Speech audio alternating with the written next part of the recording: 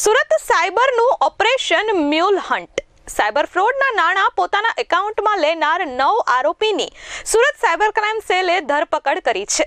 શું છે operation mule hunt? જુઓ આ અહેવાલમાં. સુરત સાયબર ક્રાઇમ પોલીસને એક મોટી સફળતા મળી છે.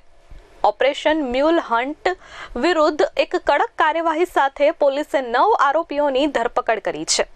ઓપરેશન મ્યુલ હન્ટ એટલે સાયબર ફ્રોડમાં ઉપયોગમાં લેવામાં આવતા અકાઉન્ટ ધારકો અને તેમની માહિતી ચકાસી તેમના વિરુદ્ધ કાર્યવાહી કરવી.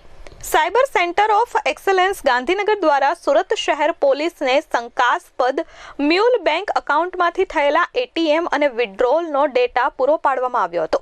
નાયબ મુખ્યમંત્રીની સૂચના અને સુરત પોલીસ કમિશનરની અધ્યક્ષતામાં તારીખ 9/12/2025ના રોજ બેંકના સિનિયર અધિકારીઓ અને ટેલિકોમ સર્વિસ પ્રોવાઇડરના નોડલ અધિકારીઓ સાથે એક કોઓર્ડિનેશન મીટિંગ યોજાઈ હતી અને ત્યારબાદ આખું ઓપરેશન પાર પાડવામાં આવ્યું હતું. તો નાયબ મુખ્યમંત્રી સાહેબ ગુજરાત રાજ્યના તરફથી એક સૂચના આપવામાં આવેલ હતી અને આ સૂચનાના લીધે આખા જે ગુજરાત પોલીસ છે એમાં ઓપરેશન મ્યુલ હન્ટ ની કામગીરી 8મી તારીખથી ચાલુમાં છે. સતત ચાલુ કામગીરી છે અને એમાં નાયબ મુખ્યમંત્રી સાહેબની સૂચના મુજબ cyber centre of excellence Gandhinagar દ્વારા તમામ જિલ્લા અને યુનિટ અને શહેરમાં જે મ્યુલ અકાઉન્ટો છે જેનાથી એટીએમ વિડ્રોવલ અથવા તો ચેક વિડ્રોવલ થયેલ છે, તો જે તે જગ્યાથી વિડ્રોવલ થયેલ છે તે યુનિટ અને શહેરમાં એ માહિતી પૂરી પાડવામાં આવેલ હતી. સુરત શહેરની વાત કરીએ તો સાયબર સેન્ટર ઓફ એક્સલન્સ દ્વારા અમે લોકોને 4000 અકાઉન્ટની માહિતી મળેલ હતી, જેમાંથી ચેક અથવા તો એટીએમ વિડ્રોવલ સુરતથી થયેલ હતો. એમાં જે કમ્પ્લેન્ટ છે એ જુદા જુદા રાજ્યો અથવા તો દેશભરની છે, જે અલગ અલગ મ્યુલ અકાઉન્ટમાં નોંધાયેલ છે. પણ જે વિડ્રોવલ થયેલ હતી એમાં વિડ્રોવલ સુરતથી થયેલ હતી, એટલે જે 4000 અકાઉન્ટ છે એ અમે લોકોને મળી આવેલ હતું. 4000 અકાઉન્ટ બેંક ખાતાઓની વિશ્લેષણ કરી સુરત સાયબર સેલ દ્વારા સાયબર સેલ ઉપરાંત ઝોન અથવા ડીસીબી અને એસઓજીની ટીમ પણ બનાવીને તમામ ટીમોમાં વહેંચણી કરવામાં આવેલ હતી અલગ અલગ ખાતાઓમાં, અને તમામને જવાબદારી પણ આપવામાં આવેલ છે કે તમામ ખાતા ધારકોની ચકાસણી કરીને અમે લોકોને દરરોજની માહિતી સાયબર સેન્ટર ઓફ એક્સલન્સ ખાતે મોકલવાનું છે.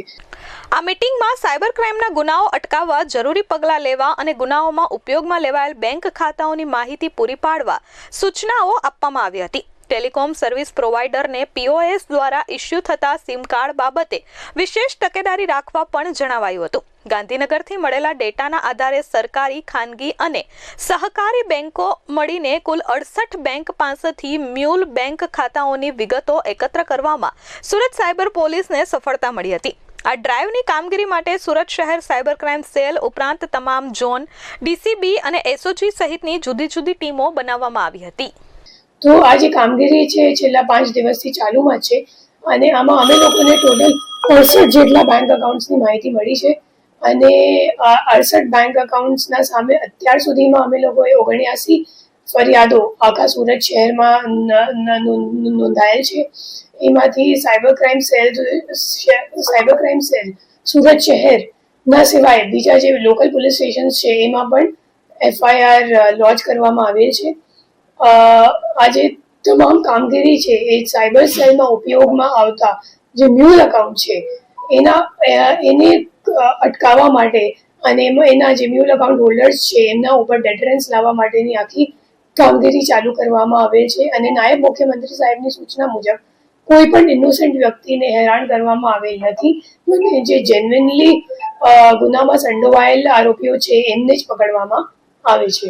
કેટલા આરોપીની ધરપકડ છે? આ લોકોનો રોલ શું છે?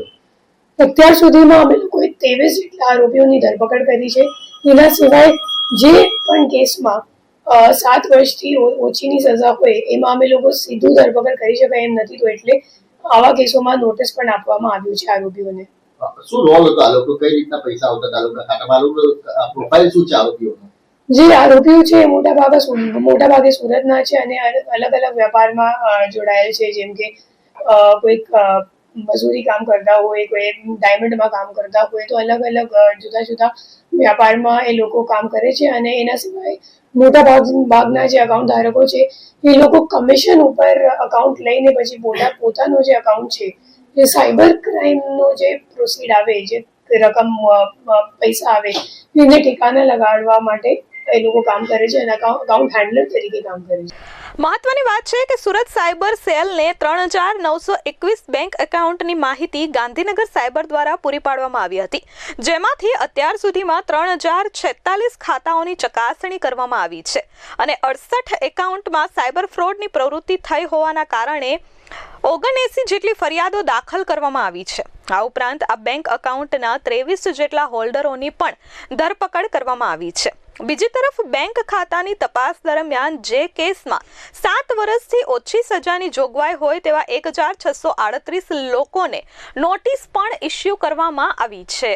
જુદા જુદા ફ્રોડ છે 79, જેમ કે આપણી વાત થઈ કે 79 ફરિયાદો છે, તો તમામ ફરિયાદોમાં અલગ અલગ જુદી જુદી ડિટેલ્સ છે અને એક જ જેવું કામ છે એવું નથી, બટ મોટા ભાગના ઇન્વેસ્ટમેન્ટ ફ્રોડનું અમાઉન્ટ છે.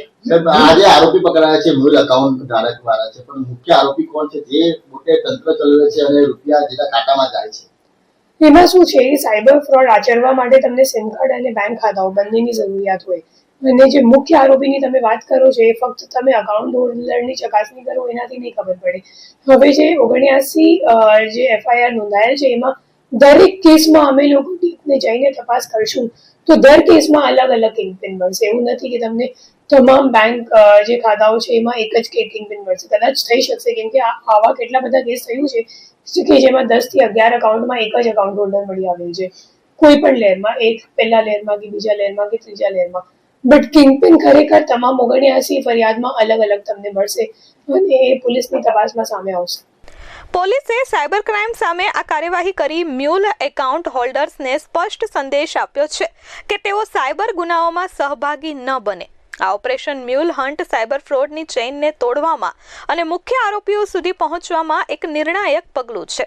જો કે પૈસા વિદેશમાં જતા રહે ત્યારે દિલ્હીની એજન્સી મારફતે પ્રોસીજર રિકવરી માટે કરવી પડે છે અને બે દેશ વચ્ચે કાયદાકીય પ્રોસીજર કરવામાં આવે છે.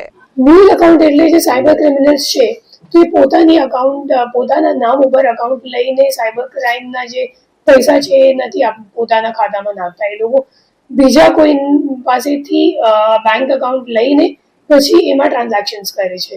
તો આ જે બીજા માણસ છે જેને આપણે ડમી અકાઉન્ટ અથવા તો મ્યુલ અકાઉન્ટ આમ ભાષામાં અમે લોકો એમને મ્યુલ અકાઉન્ટ કહીએ છીએ, તો એ મ્યુલ અકાઉન્ટને અટકાવવા માટે આ ડ્રાઈવની રચના કરવામાં આવેલ છે.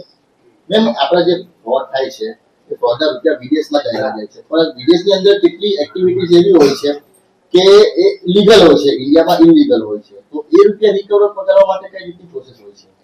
જ્યારે પૈસા વિદેશમાં જતું રહે તો ત્યારે આપણી જે ભારતની નોડલ એજન્સી છે જે દિલ્હીમાં સ્થિત છે, તો એના મારફતે અમે લોકોને આખી પ્રક્રિયા કરવી પડે અને એના સાથે કોર્ડિનેશનનું કામ CID ક્રાઇમનું છે ગુજરાતમાં. અને અમારી રિકવરીની પ્રક્રિયા ઘણી લાંબી છે અને એમાં આખું લાંબુ ડોક્યુમેન્ટેશન્સ પણ થાય છે અને ડોક્યુમેન્ટેશનમાં અમે લોકોને ઉલ્લેખ કરવો પડે છે કે અમારે ત્યાં સપોઝ BNS છે, ભારતીય ન્યાય સંહિતા છે, તો તમારે ત્યાં તો અમે લોકો જ્યારે ડોક્યુમેન્ટેશન પ્રિપેર કરીએ તો ત્યારે પેલા જે સામેવાળા જે કન્ટ્રી છે તો એ કન્ટ્રીના પણ અમે લોકોને કાયદો વાંચવો પડે છે અને સરખી જે કલમ હોય તો એ સરખી કલમનો ઉલ્લેખ કરીને પછી એમને રિક્વેસ્ટ કરવામાં આવે છે કે તમે અમારે ત્યાં આ ઘટના બની છે, તમારા ત્યાં પણ આ વસ્તુ ઇલીગલ છે અને એટલે અમારા જે વિક્ટિમ્સ છે એને રિફંડ પણ જોઈએ છે અને આરોપી પણ અમે લોકોને ધરપકડ કરવાનું છે. Bureau report S24 news, Surat.